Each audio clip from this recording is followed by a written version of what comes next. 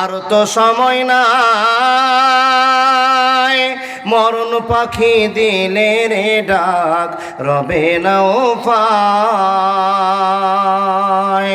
আমলগুলি করো ভারী, আর তো সময় নাই, মরণ পাখি দিলে রে ডাক, রবে না উপায়।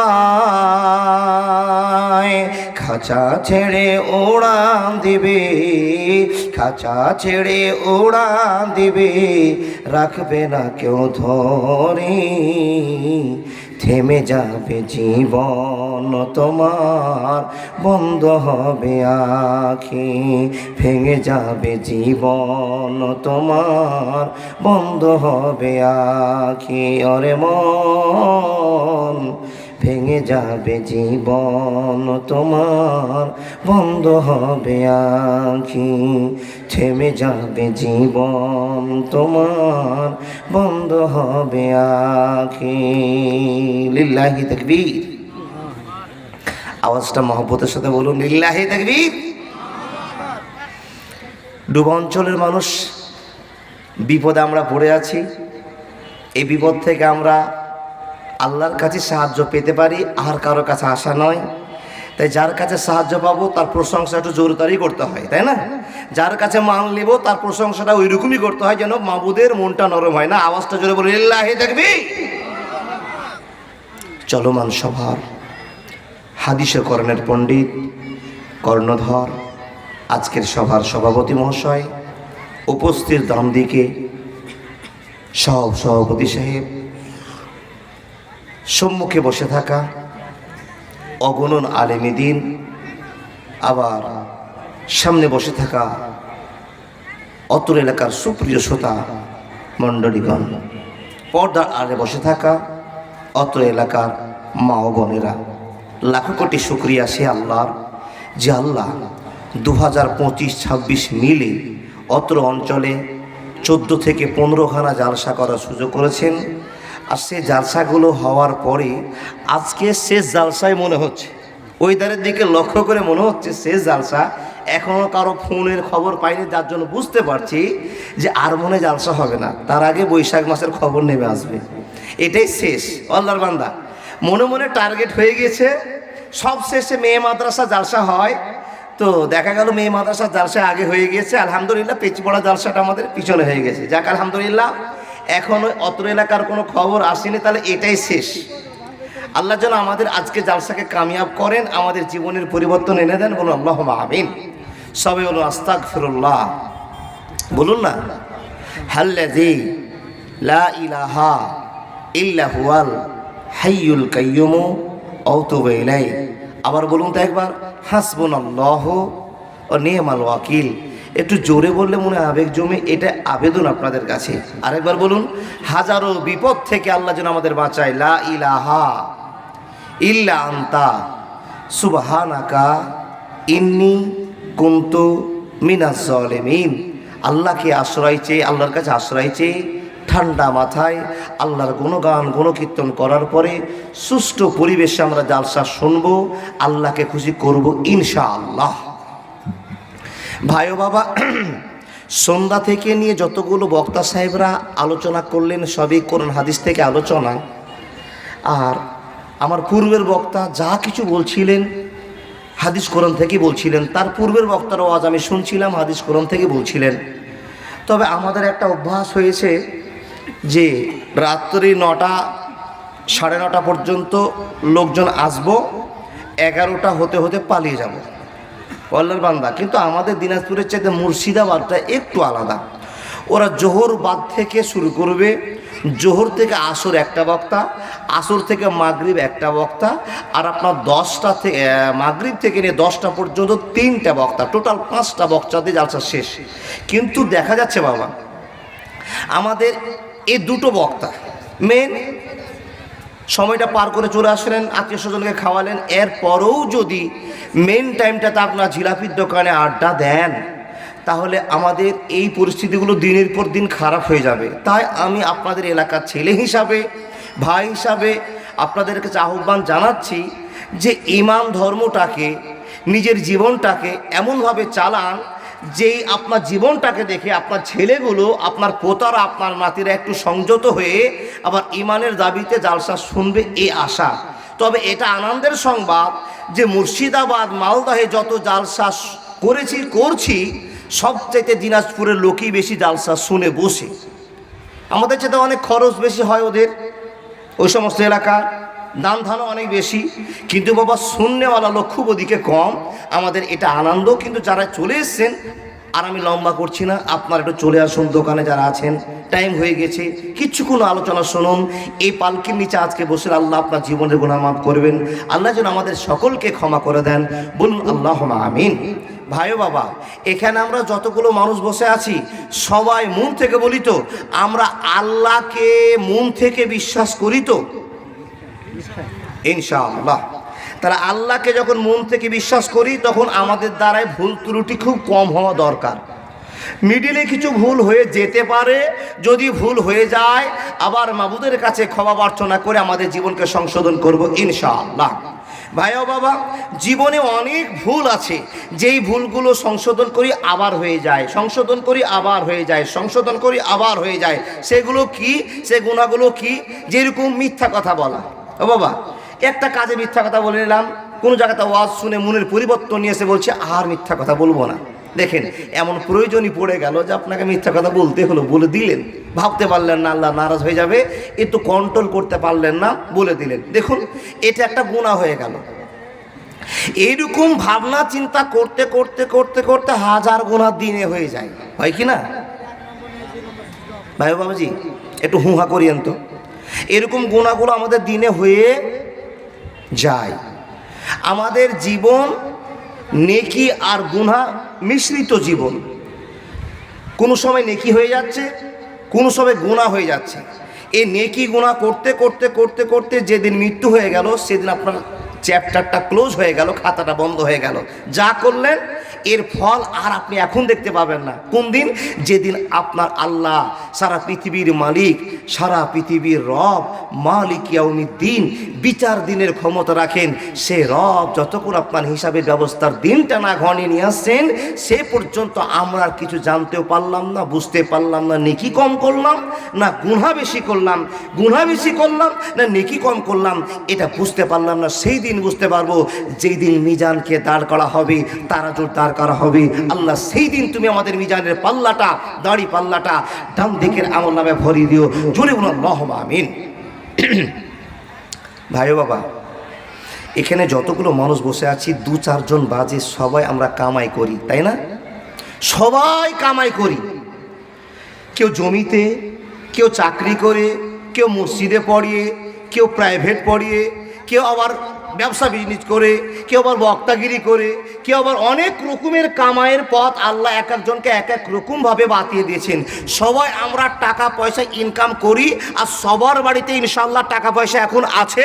কেউ একটা লোক হাত দেখাতে পারবেন না ভাই আমার বাড়িতে 100 টাকা নাই, এরকম কোনো লোক পাওয়া যাবে না। ছিল আজ থেকে 30 বছর আগে, তাই মানলাম। আজ থেকে 30 বছর আগে যদি বলতেন গ্রামের লোককে চেক করব, তো 1000টা গ্রামে বাড়ি পেতেন যার বাড়িতে 50 টাকাও ছিল না। এরকম দিন চলে গেছে। কিন্তু এখন 10 টাকা বের হয়নি। আর এখন এমন একটা লোককে পাওয়া যাবে না যেই লোকটা বলতে পারবে মাওলানা আমার বাড়িতে 500-5000 টাকা নাই। তাহলে সেই যুগের তুলনায় আল্লাহ আপনাকে অনেক সুখী রেখেছেন। সুখী আল্লাহ বানিয়েছেন, দুঃখী আল্লাহ বানাবেন। সুখ যখন আপনার কাছে এসেছে, টাকা পয়সা হয়েছে, আল্লাহ আপনাকে একটা প্রস্তাব দিয়েছে। সে প্রস্তাবটা কি? আল্লাহ আপনাকে যে প্রস্তাবটা দিচ্ছেন, যে ইনকামগুলো আপনি করেছেন সেই ইনকামটাকে খরচ করতে বলছেন। কোন জায়গাতে? আল্লাহ তাবারাক ওয়া তাআলা আপনাকে খরচ করতে বলেছেন বিভিন্ন জায়গাতে, যেগুলো খরচ করার জায়গা, যেগুলোতে খরচ করলে আপনার নেকি হবে, সেগুলো আপনি করছেন কি? বাজার থেকে মাংস, ডিম, দই কিনে নিয়ে আসছেন, স্ত্রী পরিবারকে খাওয়াচ্ছেন, বাপ মাকে খাওয়াচ্ছেন, ভালো জায়গায় খরচা করছেন, দান ধান করছেন, গরিব ফকিরকে দান করছেন, এত কিছু করছেন। মৌলানা সাহেব, আরও কি কোনো খরচের জায়গা আছে? জি, আল্লাহ আপনাকে খরচের জায়গার ঠিকানা দিচ্ছে। টাকা হয়েছে কিংবা টাকা নেই, সাইকেল চালাতে জানেন কিংবা পায়ে হাঁটে, যে কোনো ব্যবস্থা করে আল্লাহ তাবারাক ওয়া তাআলা আপনাকে সফর করতে বলছেন। আপনি বললেন মাওলানা সফর মানে কি, বুঝলাম না। মানে আপনাকে দুনিয়াটাকে দেখতে বলছেন কে? আল্লাহ স্বয়ং। কি করে প্রমাণ? কোরআন। বিসমিল্লাহির রহমানির রহিম। কুল সিরু ফিল আরদি সুম্মা আনজুরু কাইফা কানা আকিবাতুল মুকাজ্জিবিন। কথা বলতে আরম্ভ করলাম, এক এক করে আলোচনাগুলো আপনাকে বোঝাবার চেষ্টা করতে আরম্ভ করলাম। হে মানুষের দল, আল্লাহ তাবারাক ওয়া তাআলা আপনাকে খবর দিয়ে বলছেন, মানুষ রে, যত ইনকাম হবে, ইনকাম তোমার যখন বাড়িতে আসবে, এই ইনকামগুলোকে তুমি হালাল জায়গাতে খরচ করতে আরম্ভ করবি। হালাল জায়গা মানে আপনার মা বাপকে আপনাকে খাওয়াতে হবে, আপনার ছেলে মেয়েকে আপনাকে খাওয়াতে হবে, স্ত্রীকে খাওয়াতে হবে। এই করে করে আপনার জীবনের কর্মটা পার হয়ে চলে যাবে। আপনার 30 বছর বয়স থেকে খাটাখাটনি চালু হয়েছে, যতদিন বাঁচবেন এই বাঁচার জীবনটাতে আপনার জীবনটা এইরকম ভাবে চলে যাবে, জীবন পার হয়ে চলে যায়। হে মানুষের দল, পার হয়ে চলে যায়, চলে যায়, চলে যায়। আপনার জীবন পার হওয়ার আগে আল্লাহ তাবারাক ওয়া তাআলা বলছেন, সিরু ফিল আরজে। হে মানুষের দল, তোমরা দুনিয়াটাকে একবার ভ্রমণ করে দেখে নাও, দেশকে রাজ্যকে তোমরা একবার ভ্রমণ করে দেখে নাও, এলাকা ছেড়ে একবার বাইরে চলে যাও, আর তোমরা পৃথিবীর নিয়ম কানুনকে একবার দেখে আসো। বান্দারে, যদি তোমরা কেউ ভ্রমণ করতে যাও, সফর করতে যাও, তাহলে সে ভ্রমণে সফরে তোমাদেরকে আল্লাহর সঙ্গে পরিচয় বাড়িয়ে দিবে। যদি তোমরা সফর করতে চাও আর সফর দেখতে চাও, যে সফরের ভিতরে তোমাদের জ্ঞানের বৃদ্ধি হয়ে যাবে, ইমানের বৃদ্ধি হয়ে যাবে, ইমান তোমাদের বেড়ে যাবে। চট করে প্রশ্ন করে বলবেন, মাওলানা আমরা যদি সফর করতে যাই তো আমাদের কেমন জ্ঞান বেড়ে যাবে, বিবেক বেড়ে যাবে? এই কথা বুঝতে পারলাম না। আল্লাহ তাবারাক ওয়া তাআলা আপনাকে খবর দিয়ে বলছেন, সিরু ফিল আরজে। হে মানুষের দল, তোমরা পৃথিবীতে ভ্রমণ করো আর পৃথিবীর স্বাদকে তোমরা নিকড়ে বের করে নাও। ভাই সাদিকুল, পানি নিয়ে আসতে বলেছিলাম না। ও আল্লাহর বান্দা, আল্লাহ আপনাকে খোদ নিজেই বলছেন তোমরা দুনিয়াতে ভ্রমণ করো। আল্লাহ কেন? যদি প্রশ্ন করি আল্লাহ কেন, তাহলে বান্দা, আল্লাহকে বুঝতে তোমাদের যদি অসুবিধা হয়, আল্লাহকে চিনতে যদি তোমাদের অসুবিধা হয়, আল্লাহ শক্তিকে নিয়ে যদি তোমাদের সমস্যা থাকে, আল্লাহ নিয়ে ভাবনা চিন্তা তোমাদের মনে যদি স্পষ্ট না হয়ে যায়, মনটা শক্ত না হয়ে যায়, আল্লাহর সঙ্গে বিশ্বাসটা, বন্ধুত্বটা গাঢ় না হয়ে যায়, এই জন্য তোমাকে পৃথিবী ভ্রমণ করতে হবে। আর একবার যদি পৃথিবীতে ভ্রমণ করতে যাও, দুনিয়ার নিয়ম কানুন দেখে তোমার মনটা পরিবর্তন হয়ে যাবে। আর যখন তোমার মন পরিবর্তন হয়ে যাবে, তুমি রাস্তায় চলতে চলতে ভাববে, নিশ্চয় এগুলো মানুষের দ্বারা সম্ভব নয়, আল্লাহ একমাত্র শক্তির মহানা, আল্লাহ একমাত্র শক্তিকে জোগাড় করে রেখেছে। যে নিয়ামতগুলো দেখে বারবার আপনার মনে হবে আল্লাহর প্রশংসা করে আপনি মুখ থেকে বলবেন, আলহামদুলিল্লাহ রাব্বিল আলামিন।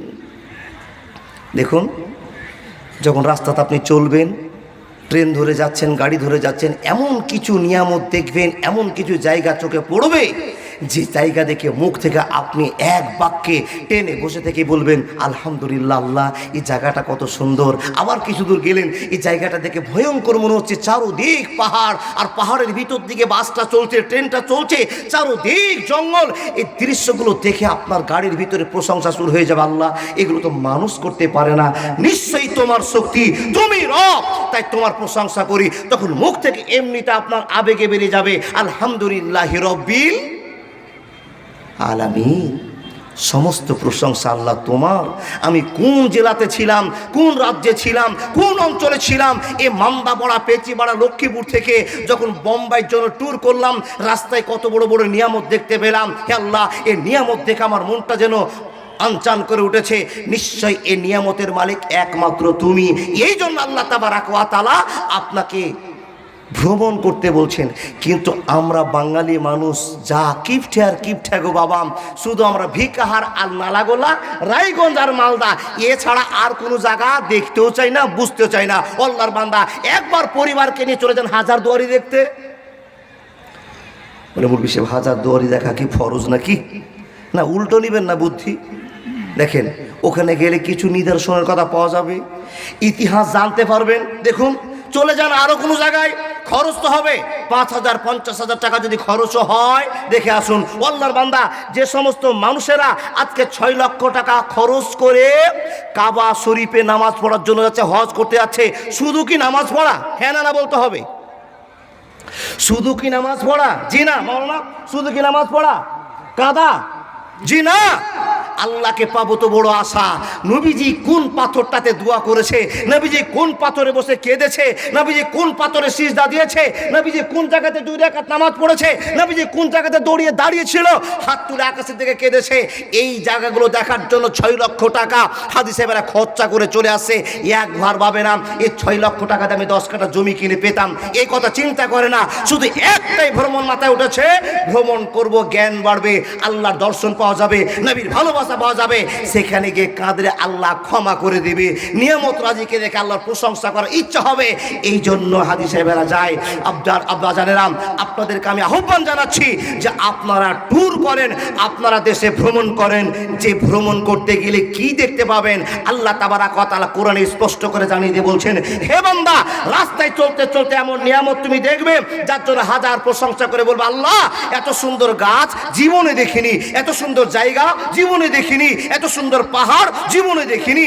এরকম আপনি ভাবতে ভাবতে সময় চলে যাবে। আল্লাহর বান্দা কিছু দূর পার হয়ে চলে গেলেন, এমন একটা জায়গাতে গেলেন শুধু যেন খা খা খা খা ধুলোবালি করছে, টেনে বসে আছেন। আপনার বাম পাশে একটা শিক্ষিত লোক বসে আছে, জিজ্ঞেস করছেন, ভাই এত সুন্দর গাছপালাকে পার করে চলে আসলাম, মনটা জুড়িয়ে গেল, কিন্তু দেখলাম সামনে পার হয়ে গিয়ে 10 কিলোমিটার আসার পর দেখছি এই জায়গাটা ভালো মনে হচ্ছে না, ভয়ঙ্কর মনে হচ্ছে। এই জায়গাটাতে যে কি এরকম পরিবেশ কেন হয়ে আছে, একটা গাছগাছালি নাই, এটা তাম্বার মতো হয়ে আছে, ভয়ঙ্কর মনে হচ্ছে, এবড়ো খেবড়ো হয়ে পড়ে আছে। কারণটা কি? সে লোকটা যদি জ্ঞান থাকে, শিক্ষিত মানুষটার, আপনাকে বলবে, এ মানুষেরা শুনে নাও, তুমি আমাকে প্রশ্ন করেছো যে এই জায়গাটার অবস্থা এরকম কেন, এর পরিবর্তন এমন কেন? 5 কিলোমিটার আসলাম, ফলে ফুলে ভরা আছে, আর 5 কিলোমিটার পার হতে দেখলাম সব জ্বলে পুড়ে ছাই হয়ে আছে। কেন কেন কেন কেন? ওই লোকটাকে যদি জিজ্ঞেস করেন, সুন্দর করে উত্তর দিয়ে বলবে, ভাই পৃথিবীতে আল্লাহ এমন জায়গা তৈরি করেছেন, এমন এমন জায়গা আল্লাহ নিদর্শন করে বানিয়ে রেখেছেন, কিছুদিন কোন জায়গা দেখলে অন্তরটা জুড়িয়ে যাবে, আর কিছু জায়গা দেখলে মনে যেন ভয়ের সঞ্চার হবে। ও ভাই, আপনি আমাকে জানান এই জায়গাটা ভয়ের কি এমন কারণ দাঁড়িয়েছে? বান্দা আপনাকে বলে বোঝাবে, বন্ধুরে এই জায়গাটাতে আদ জাতি বসবাস করত, এই জায়গাটাতে সামুদ জাতি বসবাস করত, এই জায়গাটাতে ফেরাউনের দলবল বসবাস করত। হে মানুষের দল, আপনার প্রশ্ন জেগে যাবে, মাওলানা আমি তো সামুদ জাতি বুঝি না, আমি তো আদ জাতি বুঝি না, আমি তো বনী ইসরাইল জাতি বুঝি না। একটু ক্লিয়ার করে বলবেন কিনা আপনাকে বলতে হবে। বন্ধুরে, এই জন্য তো আপনাকে একটা কথা মাঝখানে বলে নিতে হয়, যদি কোনোদিন সফর করেন তো শিক্ষিত মানুষের সঙ্গে সফর করিয়ে, আর যদি বোকালার সঙ্গে সফর করেন ট্রেনে যান, তো রাস্তা থেকে বাদাম খাওয়াই হবে। জি, বাদাম খাওয়া হবে আর মোবাইল চালা হবে, আর একটা জ্ঞানী লোককে নিয়ে যাবেন সঙ্গে। মাওলানাকে জিজ্ঞেস করছেন, মাওলানা হজ করতে তো আসলাম, এই জায়গাটাতে এখন দৌড়াবো, তো দৌড়ার কারণটা কি? কেন পাগলের মতো দৌড়াবো? সাফা মারওয়াতে দৌড়াদৌড়ি করবো কেন? জিজ্ঞেস করেন মাওলানাকে। মাওলানা 10 মিনিট বক্তব্য রেখে বলবে, এখানে এমন একটা ভালোবাসা আছে যার জন্য পৃথিবীর যত বীর বাহাদুর আসুক না কেন, এই জায়গাতে দৌড় লাগিয়েই আল্লাহকে রাজি করতে হবে। জোরে বলুন সুবহানাল্লাহ। যত পৃথিবীর মহান নায়ক আসুক না কেন, এই জায়গাতে দৌড় দিতে হবে, এই জায়গাতে মুসাল্লা পেড়ে দিয়ে 2 রাকাত নামাজ পড়তে হবে, এক একটা করে নিয়ামতের কথা বলবে, নিয়মের কথা বলবে, আর আপনি অবাক হয়ে তাকিয়ে থাকবেন। আল্লাহর বান্দা 1 মাস 1.5 মাস 2 মাস থেকে আসবেন, অবাক হয়ে থাকবেন, মক্কার কিছু বুঝতে পারলাম না, মদিনার কিছু বুঝতে পারলাম না, ভারতবর্ষের রাজনৈতিক কিছু, ভারতবর্ষকে চিনতে পারলাম না। আল্লাহ তাবারাক ওয়া তাআলা বলছেন, হে পৃথিবীর মানুষেরা, সিরু ফিল আরজে, তোমরা গোটা পৃথিবীকে ভ্রমণ করো। আরে গোটা পৃথিবী যদি না পড়ো, রাজ্যগুলোতে ঘোরো, কয়েকটা দেশে ঘোরো, আল্লাহর নিয়ামত দেখে বুঝে যাবে, নিয়ামত দেখে তোমাদের মনটা গলে যাবে, ইবাদতের জন্য আগ্রহ বেড়ে যাবে। আল্লাহ যেন আমাদেরকে এই নিয়ামতটা দান করেন যে আমরা কিছু অর্থ খরচ করে যেন এলাকা ছেড়ে দিয়ে কিছু বাইরের জায়গাগুলো দেখে ঈমানকে মজবুত করার শক্তিতে জোরে বলে আল্লাহুম্মা আমিন। ভাইও বাবা, এবার আপনাকে এতটি কথা বললাম কেন? কিছু কিছু জায়গা দেখে আপনাকে ভয় লাগবে, আর কিছু কিছু জায়গাকে দেখে আপনার আনন্দ হবে। ভয়ের জায়গাগুলোকে আপনাকে একটু বলি। যেই জায়গাগুলোতে আদ জাতি বসবাস করত, আদ একটা জাতি, একটা গোষ্ঠী। বলেন আমাদের কোনো কি নাম আছে আমাদের গোষ্ঠীটা? আমরা নবীজি মুহাম্মদের উম্মত। জি, আমরা কার কম? হযরত মুহাম্মদ রাসূলুল্লাহ সাল্লাল্লাহু আলাইহি ওয়াসাল্লামের কম। জি, আদ জাতি, সামুদ জাতি, এই বানি ইসরায়েলে যদি কথা বলতে যাই তো আমার মাকসাদটা অন্য দিকে চলে যাবে। আল্লাহর বান্দা, এই জাতির মানুষগুলোর দিকে লক্ষ্য করতে হবে। রাস্তায় চলতে চলতে বুঝবেন, জিজ্ঞেস করছেন মাওলানাকে, মাওলানা এই জায়গাটা কেন এরকম হয়ে আছে? তো মাওলানা বলবেন এই জায়গাটা কোন জায়গা গো? চট করে ম্যাপটাকে বের করে বলবে আরে এইখানে তো আদ জাতি বসবাস করতো, আর আদ জাতিকে আল্লাহ ধ্বংস করে দিয়েছে। চট করে আপনি প্রশ্ন করছেন মাওলানা কি জন্য ধ্বংস করেছে? তখন মাওলানা বলছেন, বন্ধুরে আমার, এই লোকগুলো আমাদের মতোই, দুটো চোখ ছিল, দুটো কান ছিল, সবই মানুষের মতো আকৃতি ছিল, সবই ঠিকঠাক ছিল, কিন্তু ভিতরে একটা জায়গার একটু মাংসটা বড় হয়ে গিয়েছিল। কি জায়গাটার নাম? যে জায়গাটার কথা আপনাকে চিহ্নিত করতে হবে। সুন্দর মানুষ, বললেও না, চললেও না, দৌড়লেও না, খালেও না, ইনকামওয়ালা, সবই ঠিক ছিল। হঠাৎ করে তাদের হঠকারিতা পড়ে গেল, তাদের ভিতরে একটা অন্যায় ধরা পড়ে গেল। ছোট্ট একটা অন্যায় ধরা পড়লো, যে অন্যায়টার নাম হলো অহংকার। এই অহংকার ধরা পড়ে গেল। যারা অহংকার করেছে আল্লাহ এদেরকে সমূলে ধ্বংস করে দিয়েছে, নিস্তেনাবুদ করে দিয়েছে। চট করে আপনি প্রশ্ন করে বলবেন মাওলানা এরা কি এমন অহংকার করেছিল যার জন্য আল্লাহ তাবারাক ওয়া তাআলা তাদেরকে নিস্তেনাবুদ করে দিয়েছে? অহংকার কত বড় গুনাহ জানি না। এই আল্লাহর বান্দা বান্দিরা, আজকে বর্তমান আমাদের এলাকার যা মানুষের ব্যবহার ছিল, আদ জাতির মানুষেরও তাই ব্যবহার ছিল। বিষয় এতক্ষণ তো গায়ে লাগা কথা বলছেন। দেখেন এখন বর্তমানে সমাজের মানুষের যা ব্যবহার, এরকমই ব্যবহার আদ জাতির মানুষেরা করেছিল। মাওলানা ওদেরকে কি সাজা দিয়েছিল? আল্লাহ তাদেরকে সাজা দিয়েছিল কি জানেন? 7 দিন 8 রাত এমন ঝড় দিয়েছিল, ঝড়ের জন্য তাদেরকে একবারে ধূলিসাৎ করে দিয়েছিল। একটাই অপরাধ, তারা বাবা কি করতে জানতেন জানেন? পাহাড়কে কেটে কেটে সুন্দর করে ঘর বানাতেন। আর তাদের ব্রেন বেশি, শক্তি বেশি, এ শক্তিকে কাজে লাগাতে গিয়ে ফখর চলে আসলো, অহংকার চলে আসলো। আল্লাহ কোরআনে বলছেন ওয়ামা মালাকাত আইমানুকুম ইন্নাল্লাহা লা ইউহিব্বু মান কানা মুখতালান ফাখুরা।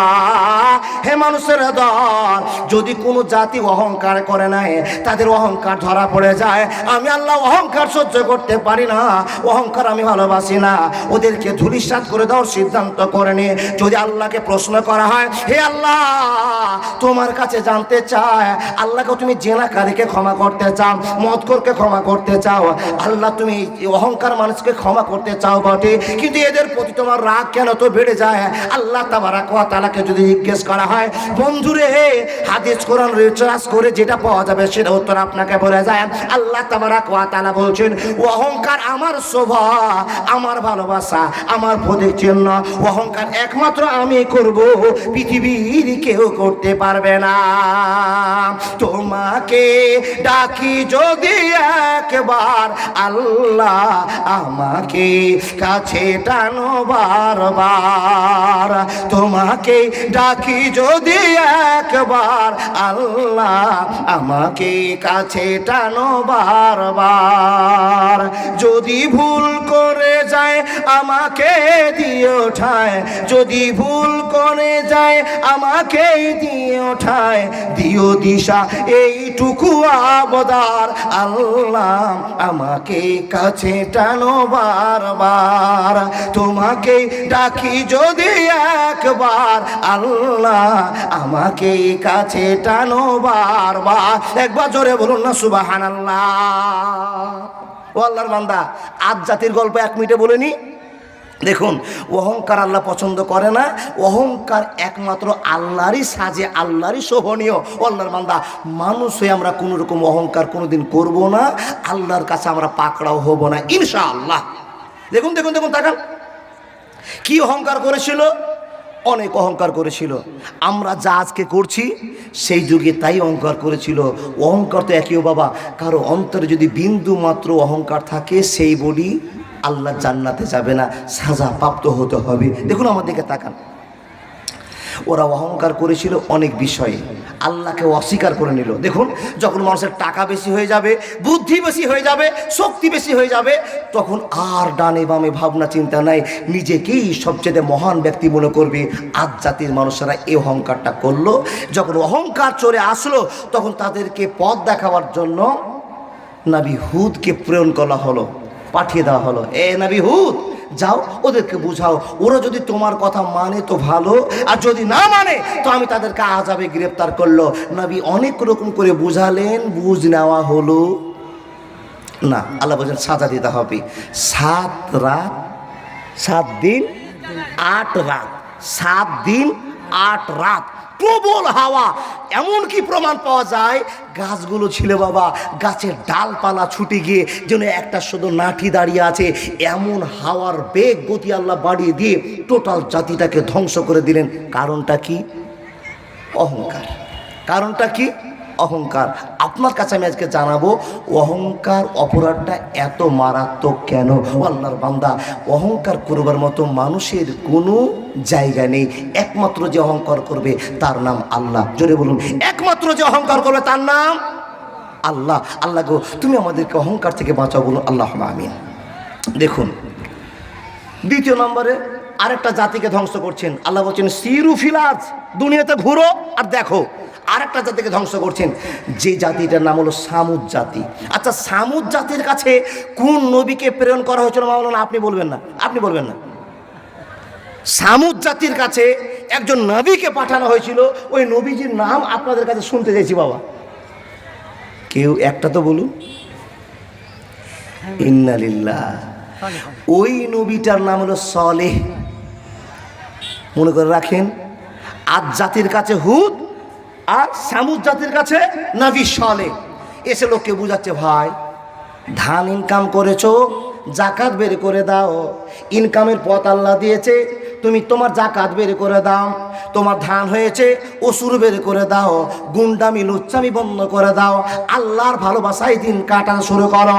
হে বন্ধুবর, যখন সালেহ আলাইহিস সালাম নবীজি বক্তব্য রাখতে আরম্ভ করলেন, লোকটাকে হেউ প্রতিপন্ন করতে আরম্ভ করলো। সে মানুষগুলো অন্যায় আর বিচার শুরু করে দিল। সালেহ নবীকে মানতে পারছে না। হযরত সালেহকে না মানার কারণে একটা লোকের প্রস্তাব চালু হলো। আপনাকে ছোট্ট করে গল্পটা শুনিয়ে যায়। যতক্ষণ গল্প করছি, হাদিস কোরআন থেকে গল্প আপনাকে শোনাতে আরম্ভ করেছি। হে মানুষের দল, আল্লাহ তাবারক ওয়া তাআলা কিছু কিছু জাতিকে ধ্বংস করে দিয়েছেন, আর ধ্বংসের জন্য আপনাদের কাছে খবরও পাঠিয়ে দিয়েছে। সে জাতির খবর শোনার পর ইমানদাররা সজাগ হয়ে যাবে। সে অন্যায় করবে না, করবে না, করবে না। কি অন্যায় করেছিল দেখেন, নবীজি এসে বলছেন, এই লোকেরা, তোমরা যে অন্যায়গুলো করছো এই অন্যায়গুলো আর করিও না। আল্লাহর বান্দা, কি অন্যায় করবো না? অনেক কথাবার্তা হলো। তো বক্তব্য রাখার সময়তে বাবা, নবী সালে বক্তব্য রাখছেন। কিছু কিছু লোক প্রশ্ন করছে, আগো তুমি এত বীর বাহাদুর করে বক্তব্য রাখছো, তোমার কথা কেন মানবো? তুমি কে? দেখুন, তুমি কে?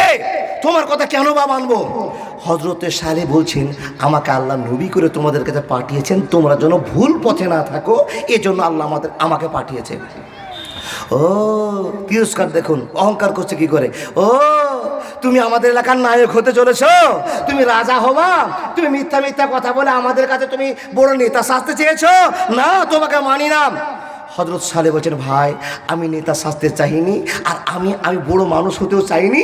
আমাকে তোমরা সম্মান দিলে সম্মান করবে, তাহলে আমি সম্মান পাবো, আর আল্লাহ আমাকে সম্মান দিয়ে তোমাদেরকে বোঝার জন্য পাঠিয়েছে। অনেক গল্প বাবা। হযরত সালেহ যখন বোঝাতে আরম্ভ করলেন, লোকেরা বলছে, তোমাকে নবী বলে মানবো, নেতা বলে না মানবো, একটা কাজ করতে হবে। হযরত সালেহ বলছেন, এমন কি কাজ আছে যেটা তোমরা করতে বলবো? তো বলো দেখি। বন্ধুরে আমার, সে সমস্ত অহংকারী মানুষেরা নবী সালেহকে ছোট করবার জন্য, তাকে অপমান করবার জন্য একটা আনোকা প্রশ্ন চালু করে দিলেন। হে নবী, তুমি যে নবী দাবি করেছো, তোমাকে 1 মিনিটের জন্য আমি নবী মেনে নিলাম, তোমাকে রাজা বলে মেনে নিলাম, তোমাকে নায়ক বলে মেনে নিলাম, একটা কাজ করে তোমাকে দেখাতে হবে। হযরতে সালেহ বলছেন, কি এমন কাজ আছে যে কাজটা করলে তোমরা আমাকে নবী বলে মানবে? তখন সে সমস্ত লোকেরা বলল, এই যে পাহাড়টা দেখতে পাচ্ছ, এই পাহাড়টার ভিতর থেকে একটা জিন্দা উটনিকে বের করতে হবে। আচ্ছা, এটা কোনো প্রশ্ন হলো? ও আল্লাহর বান্দা, মানুষকে যদি খারাপ মনে করা হয়, ছোট মনে করা হয়, তো আনোকা মানুষের প্রশ্ন উঠে। জি, এই পাহাড় থেকে তুমি যদি একটা উট বের করতে পারো, তাহলে তোমাকে নবী বলে মেনে নেব। হযরতে সালেহ চিন্তা করছেন, আল্লাহ, একটা অসম্ভব কাজ, একটা অসম্ভব কাজ, কিন্তু মাবুদ তোমার কাছে অসম্ভব এই যে কথা বলে না, তোমার কাছে অসম্ভব কিছুই নয়। আল্লাহ দেখতে চেয়েছে পাহাড় থেকে উট বের করে আমি উট দেখাবো। আল্লাহ তুমি সাহায্য করো, তোমার ক্ষমতাতে তুমি উট বের করে দেখাও, তাহলে এরা আমাকে নবী বলে মানবে। দেখেন না, ওদেরকে বুঝাবার জন্য ওরা যা চাইছে নবীজি তাই রাজি হয়ে যাচ্ছে। আল্লাহ তাবারাক ওয়া তাআলা বলছেন, ও নবী সালেহ, তুমি তাদেরকে খবর দিয়ে দাও, আজকে কিন্তু ফাইনাল কথা হচ্ছে। এর আগে ধোঁকা দিয়েছো, অনেকবার ধোঁকা দিয়েছো, এইবার ধোঁকা দিলে হবে না। যদি পাহাড় ফুটা হয়ে, পাহাড় ভেঙে যদি উট বেরিয়ে আসে, তাহলে তোমাদেরকে ঈমান আনতে হবে যে আল্লাহ এক, আল্লাহর নাম সামাদ, এটা বলে প্রচার করতে হবে। আর মুখ থেকে বলতে হবে, আশহাদু আল্লা ইলাহা ইল্লাল্লাহ, আমি আল্লাহ ছাড়া কাউকে মানিনি, আমি সাক্ষ্য দিচ্ছি সারা পৃথিবীর রব আল্লাহ। এরা তখন বলছে, নবীজি, আপনি শুধু এই পাথর থেকে উট বের করে দেন, আমরা আপনাকে আর আপনার রবকে এক বলে মেনে নেব। সুবহানাল্লাহি ওয়া বিহামদিহি সুবহানাল্লাহিল আযীম। ওয়া ক্বালা রাব্বুকুম উদউনি আস্তাজিব লাকুম ইন্নাল্লাযীনা ইস্তাকবিরুনা আন ইবাদাতি সায়াদখুলুনা জাহান্নামা দাখিরিন। আল্লাহ তাবারাক ওয়া তাআলার কাছে তার বান্দা দোয়া করতে আরম্ভ করল, হে আল্লাহ, এরা অনেকবার আমাকে মিথ্যুক প্রমাণ করে দেখিয়ে দিয়েছে। হে রব্বুল আলামিন, এবার তোমার কাছে আবেদন, তুমি এই পাহাড়টা থেকে একটা উটনিকে বের করে দাও, একটা উট বের করে দাও, তাহলে এরা ঈমান আনবে, তোমাকে রব বলে মানবে, আর আমাকে নবী বলে মানবে। এরা চুরি করবে না, মিথ্যা কথা বলবে না, অহংকার করবে না, জেনা করবে না, এরা ভালো মানুষ হয়ে যাবে। আল্লাহ গো, তুমি একটা উট বের করে তোমার শক্তির প্রমাণ দিয়ে দাও। দোয়া করলেন কার কাছে? আল্লাহর কাছে। বন্ধুরে আমার, হযরতে সালেহ বলছেন, ও গ্রামবাসীরা, তোমরা যে দোয়া করতে বলেছো, আমি আল্লাহর কাছে দোয়া করেছি। দেখো দেখো দেখো, তোমাদের সামনে থেকে এই পাহাড় থেকে উট বেরিয়ে আসবে। যে উটটা বেরিয়ে আসবে, উটের কিছু নিয়ম কারণ তোমাদেরকে মানতে হবে, আর উটের নিয়ম কারণ যদি না মানো, তোমরা সমূলে ধ্বংস হয়ে যাবে, কেউ তোমাদের রক্ষা করতে পারবে না। বলে ঠিক আছে, এটা অসম্ভব কাজ, পাহাড় থেকে কি জিন্দা উট বেরিয়ে আসবে? এদের মনে কিন্তু বিশ্বাস হয় না। আল্লাহ তাবারাক ওয়া তাআলা বলছেন, এটা আমার 1 সেকেন্ডের ক্ষমতা। জোরে বলুন সুবহানাল্লাহ, বলুন না সুবহানাল্লাহি ওয়া বিহামদিহি সুবহানাল্লাহিল আযীম। সকল প্রশংসা আল্লাহ তোমার, যে তোমার 1 সেকেন্ডের খেলা আমাদের ভাবনা চিন্তার অনেক বাইরে। দর্শক দেখে আসে, পাহাড় থেকে উট বেরিয়ে আসবে। হযরতে সালেহ দোয়া করছেন। দেখেন, টাইমটা শর্ট, আপনাকে বলে দিচ্ছি। একবার একটা জিন্দা টাটকা উটনি, মোটা তাজা উটনি বেরিয়ে আসলো। যখন বেরিয়ে আসছে, সবার কপালে চোখ উঠারই কথা। হায় হায় হায় হায় হায়, যদি কোনো মানুষকে আল্লাহ ক্ষতির মধ্যে ফেলতে চায়, তো ও কোনোদিন জায়গা পাবে না গো বাবা। দেখুন না, দেখুন দেখুন, হায় হায় হায় হায়। উট দেখার পরে নবী সালেহ বলছেন, ভাই, উট তো দেখে নিয়েছো, সব খেলা শেষ, তোমরা এবার আল্লাহকে বলো, আল্লাহ তুমি আমাদের রব, তোমাকে আমরা বিশ্বাস করি না, কথা বলো। যেমনই এই প্রস্তাব রাখা, তখন বেঈমানেরা কি বলছে জানেন? দেখেন অহংকার কি করে বলছেন, এই তুমি কি পাগল হয়েছো নাকি? তুমি এটা জাদু করেছো, তুমি জাদু খেলা দেখিয়ে দিলে। এ উট কতদিন থাকবে কতদিন না থাকবে এটা জাদু তুমি দেখিয়ে দিয়েছো। তোমার জাদুঘর, তুমি জাদুঘর মানুষ, জাদু করে আমাদের মনটাকে পাগল করেছো, আমাদের চোখে নজরবন্দি করে দিয়েছো। হযরত সালেহ বলছেন, হাই জালেম কি করলি? ওয়ামা মালাকাত আইমানুকুম ইন্নাল্লাহা লা ইউহিব্বু মান কানা মুখতালান ফাকুরা। অহংকার করেছো, অহংকারের সাজা হবে হবে।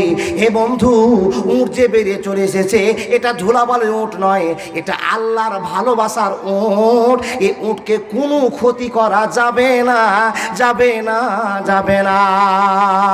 যদি কোরআন হাদিস না থাকে জীবনে, কি হবে গো মরার পরে? কবরের মাঝে কি দিব জবাব, মুনকির নাকিরের তরে। যদি কোরআন হাদিস না থাকে জীবনে, কি হবে গো মৃত্যুর পরে, কি হবে গো মৃত্যুর পরে? হযরতে সালেহ বোঝাতে আরম্ভ করলেন, ও আল্লাহর বান্দারা, এখন তোমাদের শক্তি বেশি, এখন তোমাদের টাকা বেশি, এখন তোমাদের অর্থ বেশি, তোমরা মানুষকে মানুষ মনে করো না। কিন্তু একটা কথা শুনে নাও, মানুষকে যদি ক্ষতি করে দাও আল্লাহ সহ্য করবে, কিন্তু এই উটকে যদি কোনো ক্ষতি করে দাও আল্লাহ সহ্য করবে না, করবে না, করবে না। জি জি জি জি। আল্লাহর বান্দা, আমার ডান দিকে অনেকটা জায়গা ফাঁকা পড়ে আছে, বসার যদি অসুবিধা হয় তাহলে ডান দিকে চলে আসেন, অনেকটা জায়গা ফাঁকা। যে হিসাবে আজকে মানুষ হওয়ার কথা তার এক সিকি মানুষ নেই গো বাবা। শেষ জালসা আর পশ্চিম বাংলার বিখ্যাত বক্তা বাদরুদ্দোজা নাদির সাহেব এসছেন। দেখেন অনেক বক্তা দেখেছেন, এসছে গিয়েছে, চোখের সামনে চলে গেছে, ওনাকেও দেখেছেন। কিন্তু যেই লোকটা ডিবেট করার মতো শক্তি রাখে, জ্ঞান রাখে, বক্তা নাম্বার 1 নম্বরে পশ্চিম বাংলাতে আছে। আপনি ওনার চাইতে অনেক বড় বক্তা দেখে নিয়েছেন চোখে, কিন্তু সব দিক থেকে মিলিয়ে চলে যদি দেখতে যান, ওনার চাইতে বড় বক্তা পশ্চিম বাংলাতে দ্বিতীয় জন খুব কম আছে। জি, এটা আমার ওনাকে বড় করার জন্য বলছি না বাবা, আসল চোখে দেখা গল্প আপনাকে বলছি। হাবে তাবে মুই বড় বয়সে ওনারা কি বলে একটা গল্প নয় যে বাবা, আমরা আগড়াম বাগড়াম যা বলি জিতার চেষ্টা করি, কিন্তু ওনার কাছে অনেক ডাউন, অনেক নয়, ভাবনা চিন্তার বাইরে আসছেন। ওনার কথা শুনে তো আমাদের ডুবা অঞ্চলের লোকটি ভেঙে আসার কথা। আসবে কি করে গো বাবা? ভোটের যে প্রচার করেছে, বুঝলেন না? ভোট প্রচার করেছেন, ঘুমাতে হবে না? আল্লাহু আকবার কাবীরা। দেখুন না, আল্লাহ তাবারাক ওয়া তাআলার বান্দারা যত এলাকার মানুষগুলো যদি ঘুরতে আসে আর ঘুরতে এসে তার সাথে বসে যায়, তাহলে বসে গেলে তো জায়গা হবে না। তো বাংলো না, জালসা শুনে শুনে আমাদের অনীহা চলে এসছে, যার জন্য জালসা শুনতে এনার্জি আসে না। কিন্তু ওই সমস্ত মানুষ যারাকে আমি দেখতে পাচ্ছি, ডুবাতে যতটি জালসা করেছি 13-14টা, ওই লোকটিকে আমি দেখতে পাচ্ছি যারা জালসা শুনে তারাই বসে আছে। আলগা মানুষ, নতুন মানুষ যারা শুনে না তাদেরকে পাওয়া যায় না। আল্লাহর বান্দা, যদি বসার জায়গা এত ফাঁকা থাকার পর বলতে হয়, তাহলে জাতি আমরা অনেক পিছিয়ে গেছি। আল্লাহ তুমি আমাদের জ্ঞান বাড়িয়ে দিয়ে অন্তত বসার নিয়মটা শিখিয়া দান করো, বলুন আল্লাহুম্মা আমিন। বসার নিয়মটা তো শিখি আল্লাহর কাছে। কি চাইবো গো? চাওয়ার তো জায়গা নাই। যদি চাই তো আল্লাহকে বলো, আল্লাহকে বসাটা শিখাও। মানে প্রত্যেক জালসাতে 6 বা 7 বার বলতে হয়। চলে গেল চ্যাপ্টার।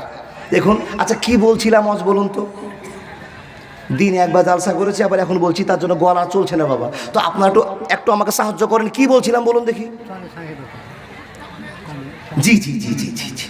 কেউ তো মনে করে আছে, কেউ গল্প শুনতে এসে কাহানি, আর কেউ জালসা শুনবে বাবা। দেখুন না, কেউ তো মনে করে আছে। আমি ছেড়েছিলাম ওখানে, নবী সালেহ বলছেন ভাই উঠ তো বের করে দিলাম, আল্লাহকে মেনে নাও। বলছেন না, ও তো খ্যাপা মানুষ আমরা নই, আমাদের পণ্ডিত্য আছে, মানবো না, তুমি জাদু করেছো। আচ্ছা, নবীকে অস্বীকার করে নিল। নবীজি বলছেন আমাকে অস্বীকার করলে করলে, উটনিকে অস্বীকার করেছো, কিন্তু উটনির গায়ে হাত দিবা না। এ বুঝতে পারছেন না বাবা? উটনির গায়ে হাত দিবা না। যদি উটনির গায়ে হাত দিয়ে দাও তো আল্লাহ তোমাদেরকে সমূলে ধ্বংস করে দিবে। তো এরা তখন নবীকে ছোট মনে করে, এই কী হবে দেখা যাবে। তো বলছে আচ্ছা উটনিতে হাত দিব না। দুটো পার্থক্য হলো, ভাগ হলো।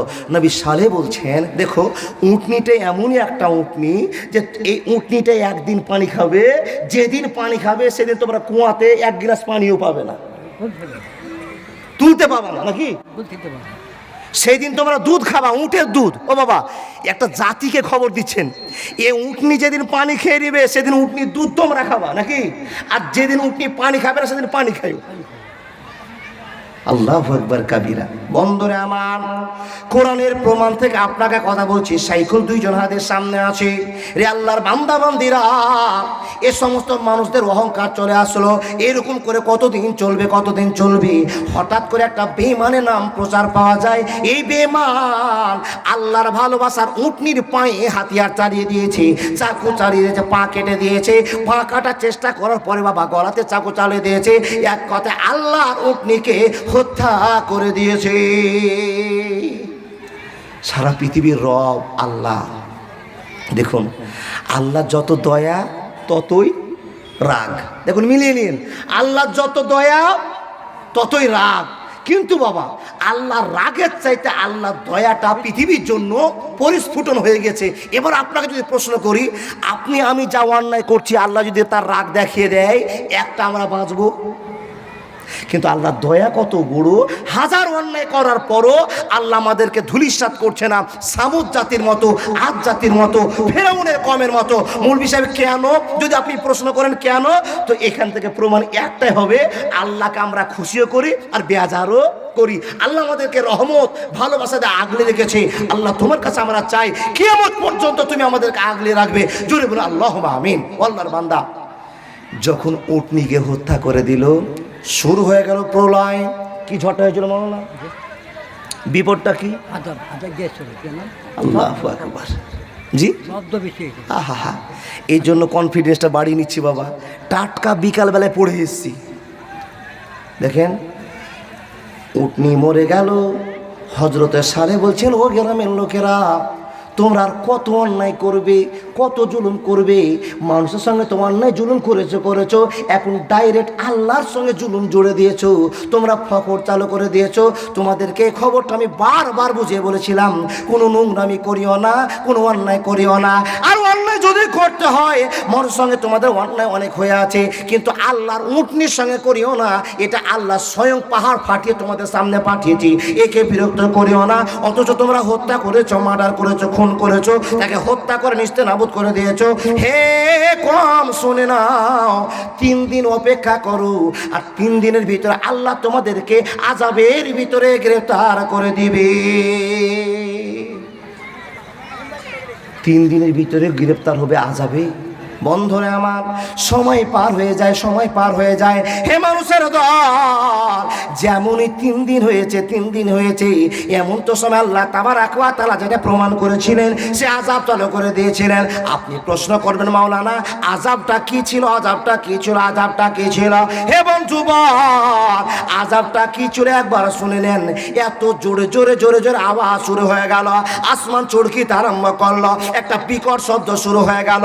এই শব্দ জন্য ধস নামতে আরম্ভ হলো। বিপদটা কত চালু হলো, একটা মানুষ বাড়িতে থাকতে পারে না, মাঠেও যেতে পারছে না। বন্ধুরা আমার, এত বিকট আওয়াজ চালু হয়ে গেল, শব্দ চালু হয়ে গেল। আল্লাহ শব্দ এমন চালু করে দিলেন, এই শব্দর অত্যাচারে মানুষরা মরতে আরম্ভ করলো, বিপদে পড়তে আরম্ভ করলো। মরতে মরতে মরতে মরতে গোটা সামুদ জাতি ধ্বংস হয়ে গেল।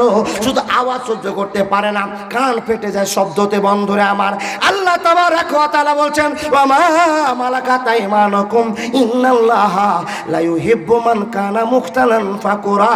এ অহংকারী মানুষরা শুনে না, আমি অহংকারীদের ভালোবাসি না, বাসি না, বাসি না।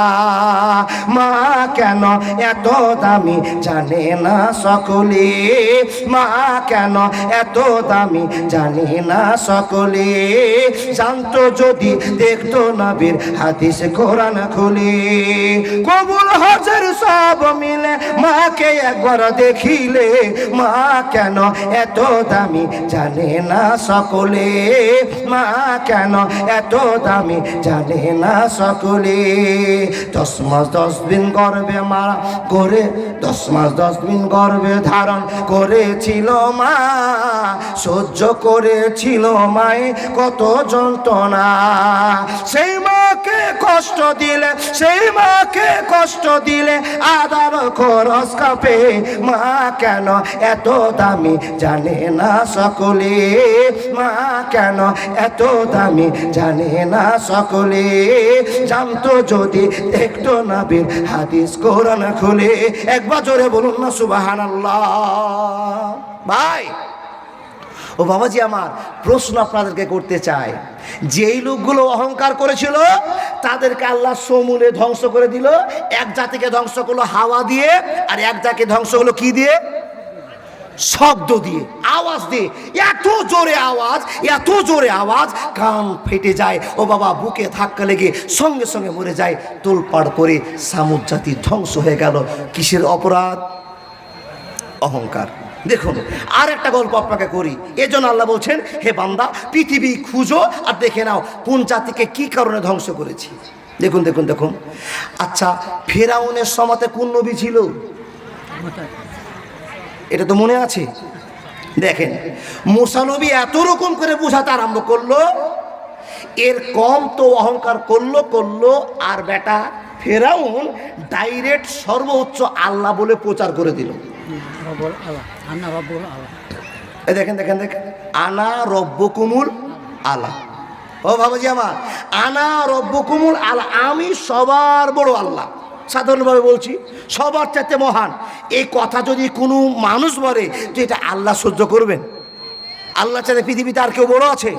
সেইখানে ফেরাউন একটা মানুষ হিসাবে প্রস্তাব রাখলো, আমি তোমাদের প্রভু এবং সবার উচ্চ প্রভু, আমি সব থেকে বড় মাবুদ।